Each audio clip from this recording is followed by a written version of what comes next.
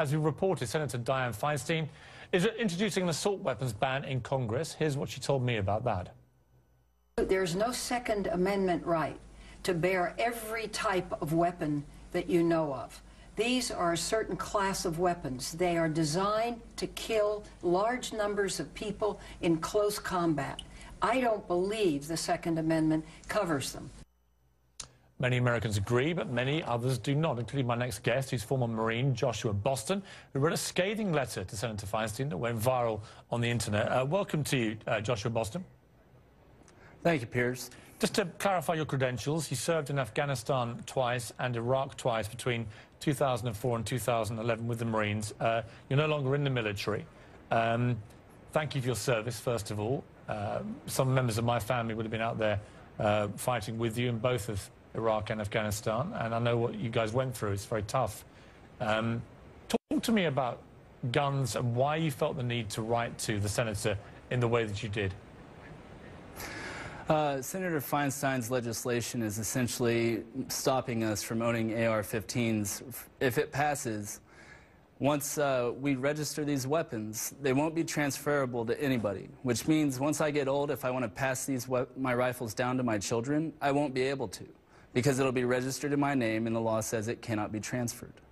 Now, to me, that sounds exactly like my family is going to be disarmed down the road. And these weapons, I understand that bad things happen with them. Bad things happen with cars. But the Second Amendment was put there for a reason.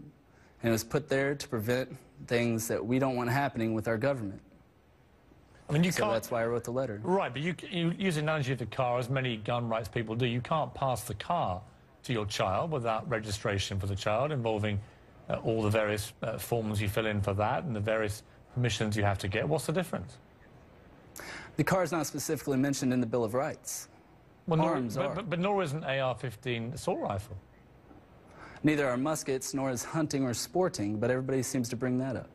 Right, but there are already, as you know, numerous gun control laws in America. It's purely a question of degree. There is. And my question for you is this. You know what these weapons can do better than most.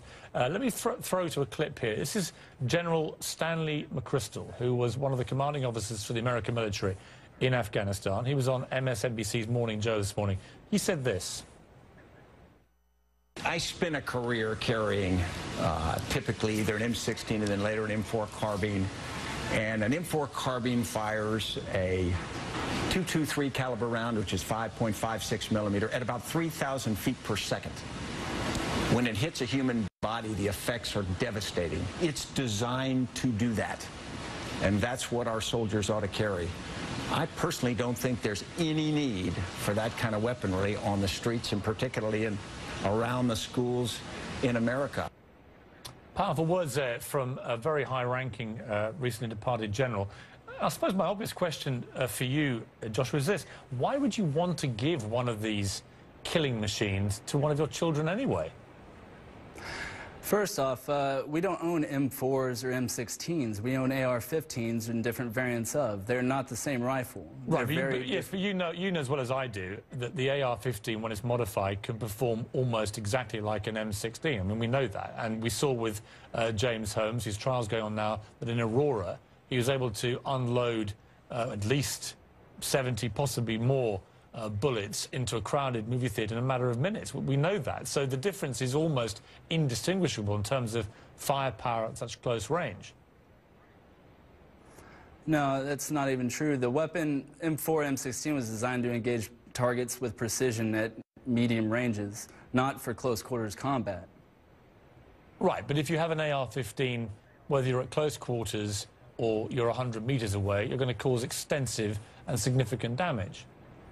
It's possible, true, but that damage is guaranteed to happen when people aren't allowed to carry a concealed weapon in a movie theater, or teachers aren't allowed to carry one in their schools to protect the children that we love. So your answer is that everybody in the movie theater would be armed with an AR-15? No, that's not what I said. I said they should be able to carry such weapons. They should have that choice. They shouldn't be denied that right to self-defense but let me because of the clarify, actions of lunatics. Right, and again, I say this with respect, though. That choice is fine, but if everybody exercises that choice and is legally allowed to do so, you could end up with every movie theatre and every school and every church and every shopping mall in America with everybody armed with an AR-15 assault rifle and magazines that can kill 100 people in a minute. Where does that lead America to, other than utter Wild West hell? All right, they said this was going to happen whenever Texas instituted its concealed handgun laws, and it hasn't happened. In the Clackamas Mall shooting, there was a 22-year-old carrying a concealed weapon and presented his weapon at the threat, and he held his fire, just like happened at Congresswoman Gifford's shooting. There was a CHL holder there, and he held his fire. The American people aren't as gun-happy and trigger-happy as they're being painted out to be by the media. They are smarter than that. They know when to hold their fire. They know when to fire.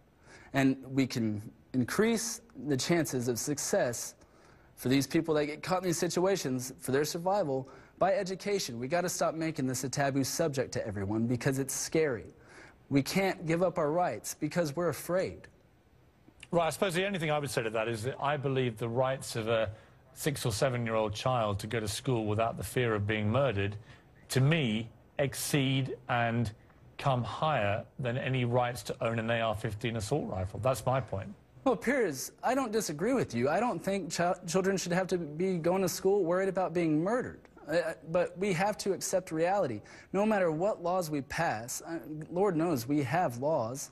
And during the last assault weapons ban, it didn't stop Columbine from happening. It didn't stop the West Hollywood shootout from happening. These things happen. There are criminals in our world that we have to contend with. And disarming people and taking the AR-15s out of their homes isn't going to help. There was a lady in Georgia who shot a man 6 times. He laid down, cried, got up, and left. Now imagine if there were multiple attackers. She only had 6 bullets in her pistol. If there were more than one attacker, she could not be alive today. Well, again, I would say that I can totally understand and respect an American's wish to defend themselves in their home against intruders. I get that. I don't see why you can't do it with a handgun or a pistol. And the idea that you need AR-15s, you and I will have to disagree on that, because I can't think of anything I would rather less give one of my children, got to say. It's education. You have to teach them. You have to educate people. Ignorance is a bad thing. You have to educate yourself on the weapons. Okay. I mean, yes, they are dangerous, but they do have benefits, regardless of the evil one man commits with it. Joshua Boston, listen, I have great respect for the service you've given your country, and you raised some interesting points. I don't see any benefit to a civilian owning an AR-15. I see lots of benefit to someone in the military defending the freedom of the country, and I'm sure you did that extremely capably, and I thank you for joining me.